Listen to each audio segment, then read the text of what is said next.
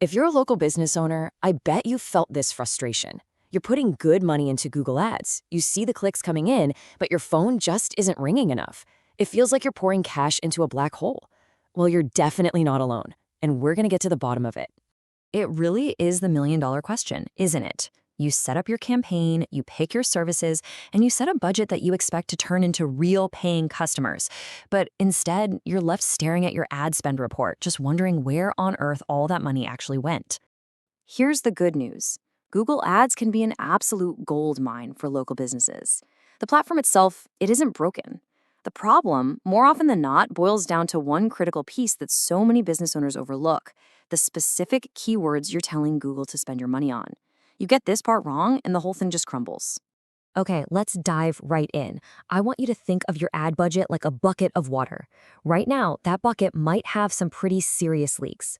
Our job here is to figure out exactly where those leaks are coming from so we can patch them up and make sure every single dollar you spend is going toward attracting an actual potential customer.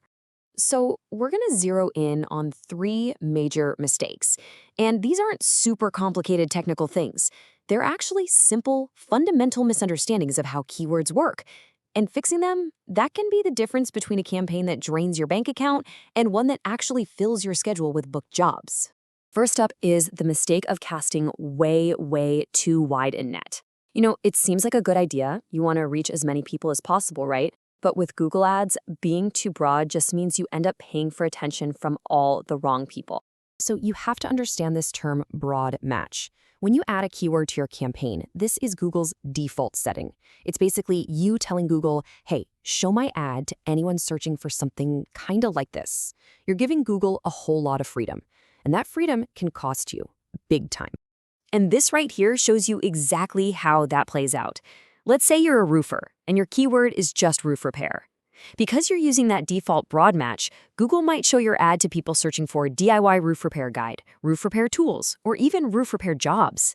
Now, none of these people are looking to hire you. They want a guide, some tools, or a job. But every single time one of them clicks your ad, you pay for it, with literally zero chance of it turning into a customer. So how do you fix this? The answer is one word: control. Instead of using that default broad match setting, you can use what are called phrase match or exact match. These settings force Google to only show your ad for searches that are much, much closer to your actual service. This puts you back in the driver's seat, controlling who sees your ad and, more importantly, whose clicks you pay for. All right, let's move on to the second big mistake. This one's a little more subtle, but it is so powerful. It's all about speaking the wrong language. Or, more accurately, not understanding the language of your customer. It all comes down to their intent. See, not all searches are created equal. You have to understand the intent behind the search. Some people are just in the early stages looking for information. They're researchers, but others, they have a problem right now and they're ready to hire someone to fix it. Your goal is to spend all of your money talking to that second group. This chart just lays it out perfectly. Look at the column on the left, how to fix roof, roofing materials cost. These are informational searches. People typing these are learning, not buying. Now look at the right, emergency roof repair near me. Get a quote for roof replacement. You can feel the urgency in those words, right?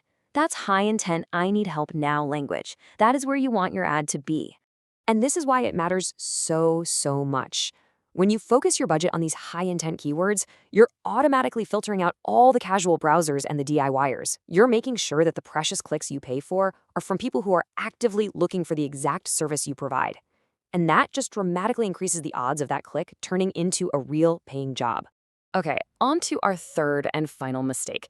This one might just be the most underutilized tool in all of Google Ads.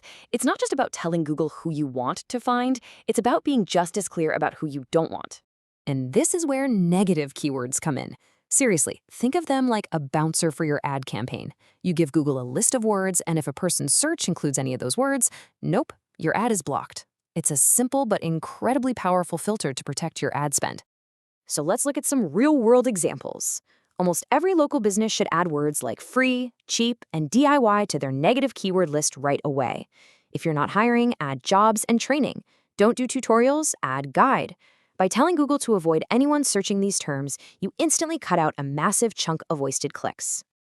And if you need a little more motivation to get this done, consider this number.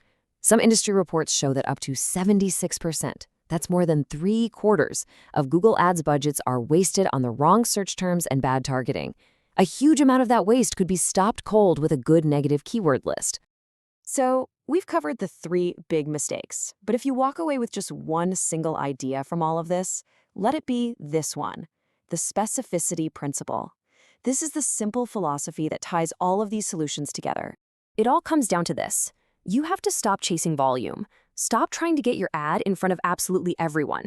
The entire goal of a successful local ad campaign is to get in front of the right people, the ones who are actually ready to pick up the phone and become your customer. Everything else is just expensive noise. So, how do you put this into action? It's actually a pretty simple checklist. Number 1, control your reach with specific match types. 2, target their intent by focusing on those high-value, ready-to-hire keywords. And 3, filter out all the waste by building a strong negative keyword list. That's it. That's the formula for a much healthier ad campaign. And this is the ultimate takeaway. Being specific isn't about limiting your campaign. It's about focusing its power. It is the most direct path you can take to turn your ad spend into actual, tangible results for your business. So I'll leave you with this one question to think about. Take an honest look at your own campaigns. Are you just paying for clicks, or are you investing in future customers? Because the difference between those two things almost always comes down to how specific you're willing to be. I really hope this breakdown was helpful for you. For more practical insights just like this, make sure you subscribe. And of course, if you're looking for help turning your Google Ads into real calls and booked jobs, Proper Marketers is a resource you can absolutely trust.